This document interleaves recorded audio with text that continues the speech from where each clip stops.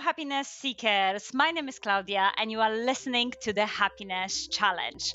This episode is part of the Happiness Reset at Work campaign, where I introduce you to 5 drivers that contribute to building more happiness and satisfaction in our careers. Across January, I release 3 short episodes for each driver, in which I bring you the science behind each factor with set of reflective questions, hands-on ideas to implement in your working life, and a piece of expert advice. And that's why today I'm absolutely honored to be here with Michelle Hartley, who is going to give us more practical tips on how to create more fairness at work. What a topic! Welcome, Michelle. Thank you. I'm really excited to be here. Thanks for having me. Michelle, first of all, give us a quick intro of who you are, what you do. So, my name is Michelle Hartley. I essentially mess about on LinkedIn, but officially, I transform HR teams from beige to brilliant through training, coaching, and my magical energy. Love that. The magical energy is definitely shining through, Michelle, on your LinkedIn. I wouldn't call it messing around. There's lots of very good content. Just saying. Okay, so we're speaking about fairness, quite tough topic, but I think in your world, Michelle, quite common one. Ultimately, if we're facing situations at work when we feel we haven't been treated fairly for whatever reason, how do we approach those difficult conversations? Yeah, this one comes up a lot actually, and you're right. Fairness comes up daily for me in my role around HR. I think the hardest thing often is to kind of raise our hands, right? And say, actually, that didn't feel good for me and I didn't like that. I guess the official answer is there's always going to be a lovely pile of processes and procedures in which you can officially raise your concerns. So, something like a grievance, or there might be an employee kind of resolution procedure, that kind of stuff will exist.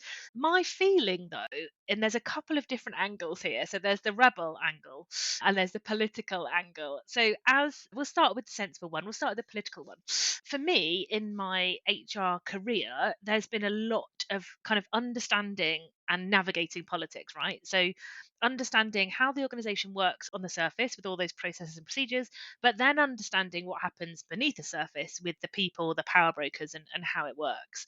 So, I think where there's issues and you want to kind of just suss out what might be happening and how you can make things better, is to find out who might be the kind of political person that you can get chatting to. Sometimes that is an HR practitioner in the organization. Sometimes it could be a senior leader. It could even be a senior leader from a different function that you trust, where you just kind of say, look, can I just pick your brain for 5 minutes? This is a thing. What do you recommend? And they might come up with some great ideas, right? So there's a possibility there too. The rebel side of me says, create your own employee forum and raise merry hell. But the reality is, lots of organizations are missing tricks around things like, working groups, employee voice spaces, having those resource groups. So I think if those things don't exist in your organization and there's something that you don't like, make one. Just make one. Make a women's connection networking group. Make an LGBTQI connection group. Make, whatever you think, a diversity and inclusion connection group. Make a group that enables you to get your voice heard. And I think that's a really good place to start with it.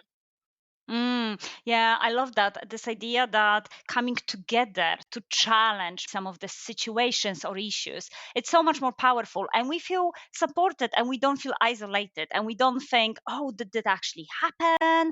Maybe I'm just being oversensitive. You actually thinking, no, I have people around me who understand and they trying to challenge that. If we want to be those rebels in the organizations to put forward specific changes at organizational level, how would you say we can challenge that status quo at work? Yeah, and I think there's also kind of this rebellious angle as well, isn't there? So you can be the organizational rebel and start shouting about stuff. I think sometimes there's a softly angle where you're just talking to people and understanding what's happening. In my experience as a kind of senior HR leader, I did used to use a lot of employee voice stuff. I would be connecting top down. And I think often what happens is that comes down top down in the best way for the right reasons. But actually, there's a better view of going bottom bottom up. So I think where there are situations at work where you want to do something different, you want to kind of push the status quo, I think doing what we said exactly in the last one, where we talk about, power in community, is kind of work out those people where you can make those connections. So for me, I think one of the things I always talk about is the cure for burnout is connection. And where we see a lot of, stress at work, we see lots of people feeling under pressure. We see lots of reactions to the overwhelm and overstimulation of an entire day at work. And actually, I think creating connection and connection spaces can actually challenge a status quo in and of itself. So I think thinking about what connections you can make with, people, teams, groups, your work, business goals will make a massive difference in terms of challenging some of that status quo stuff. So powerful. I loved what you just said about the cure for burnout connection, because we have to stop, we have to reflect, we need to think how we're feeling, even as you mentioned, like sometimes we just running, we just in that running mode without any self-awareness that we are burning out, and noticing that and stopping is so powerful. So this idea of connection, and so important in the hybrid environment when we don't have those like water cooler moments, often with our colleagues. And let's think now more at the individual level. One, I think, common lack of fairness, we may not even see it as a lack of fairness, I think sometimes, but it might be, is that distribution of workload in the team. Things like things landing on our desk last minute that we're not ultimately really excited to do, or picking up pieces of work for another colleague. We've been in those situations when we just what do we do here? So in those situations when maybe there is a little bit of an unfairness, we feel how the workload is distributed, how do we set boundaries at work with colleagues and with our manager, so that we feel okay, we are being fairly treated fairly? Yeah, I think, do you know what? That's such a good point about being thrown that grenade or the hospital pass of the piece of work that's been around three members of your team already and you're ending up with it for the last bit. I think there's a key phrase I used to use a lot, because I you might be unsurprised to hear this. I have trouble with boundaries and I always take on too much work, and I am a self-confessed recovering people pleaser. So I'm always trying to kind of rein that back in all the time.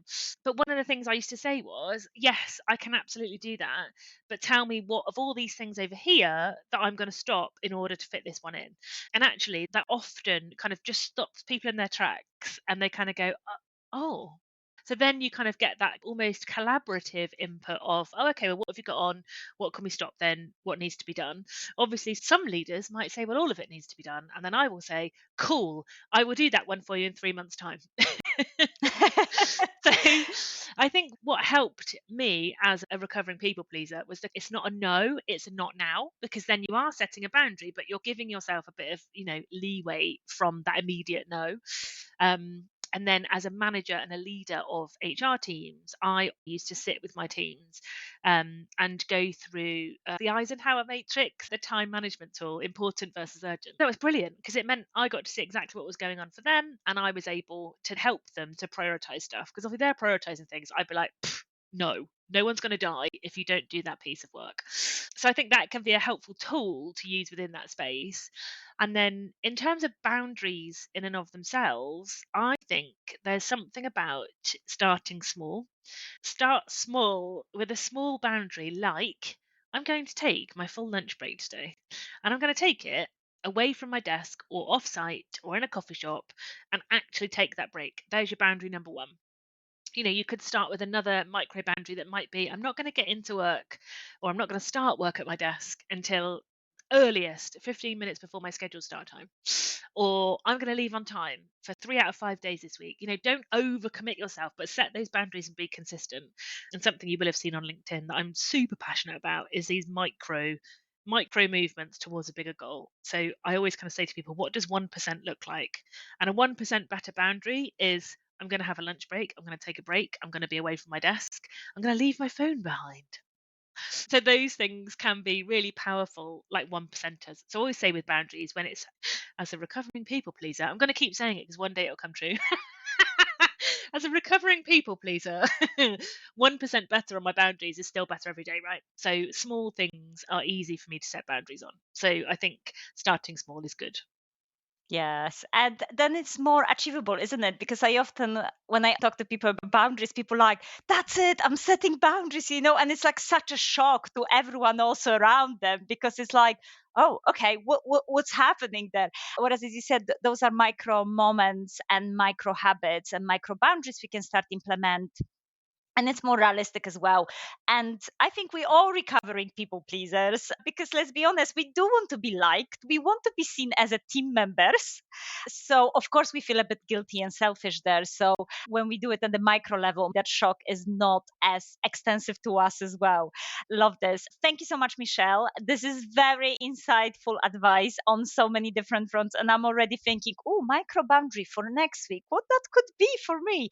So I'm definitely will be taking that one. Where can listeners find you for more information? Oh, I love this. Yeah, so you can find me mucking about on LinkedIn. I am Michelle Hartley, finder of awesome on LinkedIn. Brilliant. And yes, please do check out Michelle's content. I'm not going to say what are you doing on LinkedIn because I don't want to spoil people fun, but I participate all the time and I love it. Thank you everyone for listening to the Happiness Reset at Work campaign. I really do hope that this episode is useful and impactful for you. If you are receiving a summary of this driver of happiness fairness, subscribe to my newsletter on LinkedIn or on Substack. And I see you at the next episode 139, where I'll be diving into the third driver of happiness, all about purpose. Thank you again for listening. And as always, I dare you to be happy. Bye.